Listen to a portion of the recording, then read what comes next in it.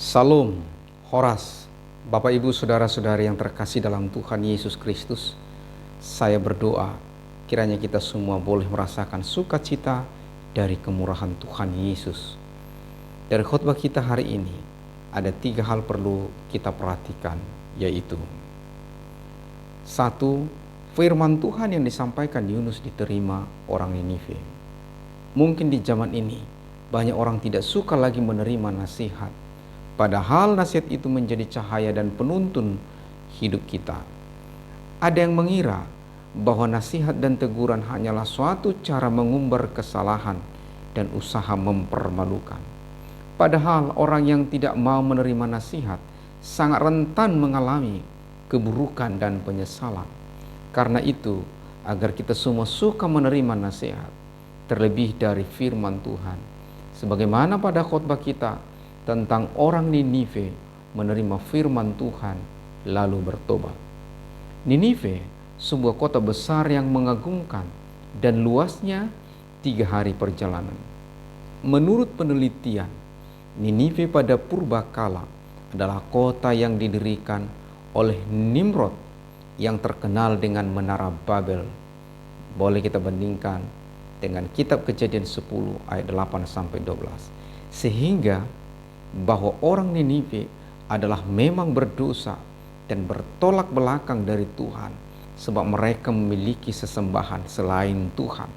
Tetapi sekalipun hidupnya jauh dari Tuhan, ketika Yunus berseru pada hari perjalanan pertama dengan berkata, 40 hari lagi maka Niniwe akan ditunggang balikkan, maka orang Niniwe sangat gentar. Mereka tidak menolak Yunus, mereka juga tidak membela diri dan mengatakan bahwa mereka orang benar. Juga tidak berkata bahwa seruan Yunus sebagai pencemaran nama baik Niniwe. Sebaliknya, justru orang Niniwe menjadi percaya kepada Allah dan mereka pun menerima firman Tuhan yang disampaikan Yunus, lalu melakukan pertobatan massal. Dengan demikian, mereka semua selamat dari hukuman Tuhan. Karena itu, Allah bersikukuh untuk mengutus Yunus kedua kali memberitakan pertobatan kepada orang Niniwe. Mengapa? Karena Allah kita adalah Tuhan yang bermurah hati kepada semua orang. Tuhan tidak hanya mengasihi umat Israel, tetapi mengasihi semua orang, semua bangsa di muka bumi ini.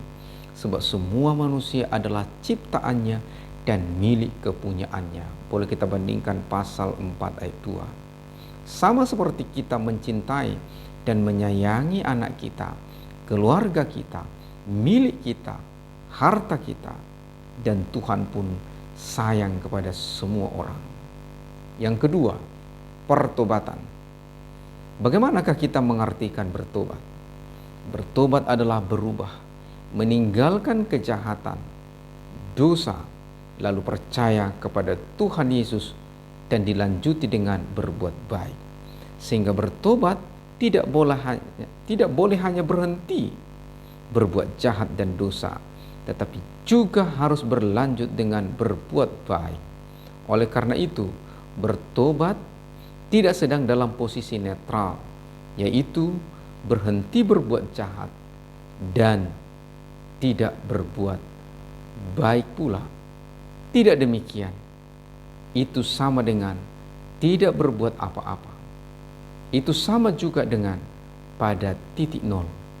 Tetapi kita, jika sudah bertobat, kita harus berbuat. Sekiranya kita mengatakan telah bertobat dari mabuk-mabukan misalnya, lalu kemudian tidur-tidur atau berdiam diri saja, ini bukan bertobat. Atau berhenti melakukan kekerasan kepada istri, anak, itu belum cukup, tetapi harus dilanjuti dengan berbuat baik, sayang kepada anak dan istri. Atau berhenti berkata kasar kepada orang tua, harus juga dilanjuti hormat kepada orang tua. Kita perhatikan, raja dan orang Niniwe setelah firman Tuhan yang diserukan oleh Yunus, maka raja Niniwe berkabung dan mengajak semua pegawai dan rakyat untuk bertobat dan berpuasa, berseru dengan keras kepada Allah, dan berbalik dari tingkah lakunya yang jahat. Bahkan ternak pun tidak boleh makan rumput dan minum. Dan inilah harapan mereka, agar Tuhan berbelas kasihan dan menyesal dari murkanya yang menyala-nyala.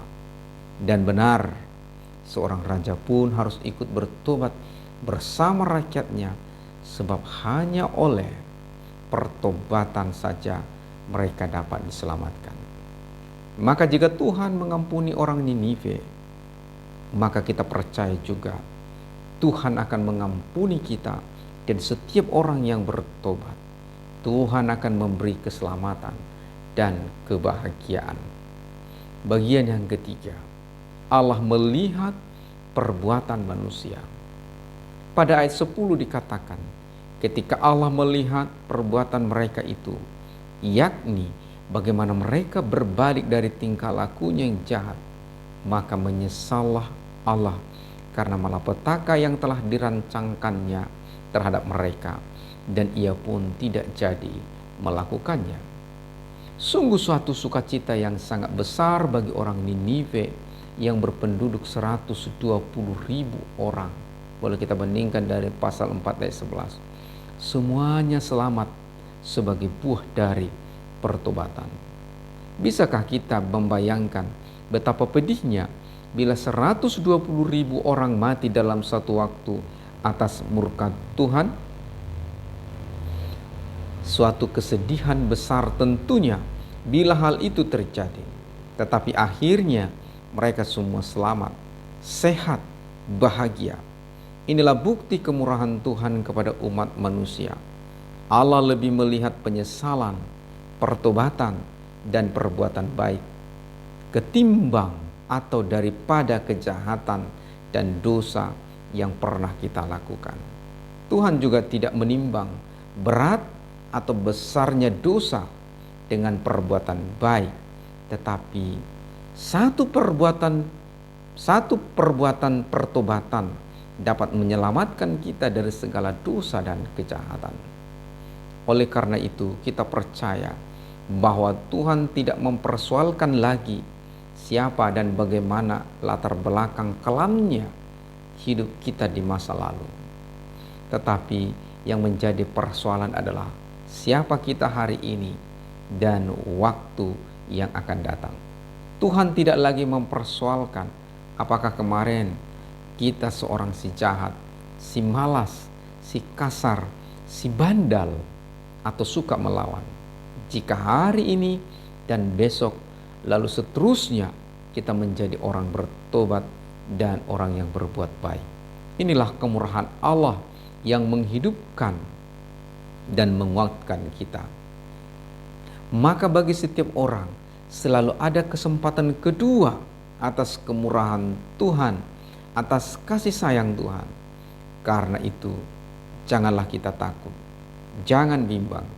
Datanglah kepadanya, sebab Tuhan adalah Maha Pengampun dan Maha Kasih.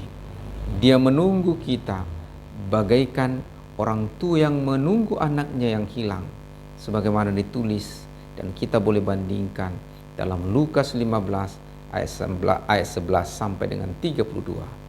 Karena itu, berbahagialah setiap orang yang bertobat. Tuhan memberkati Bapak, Ibu, saudara-saudari sekalian.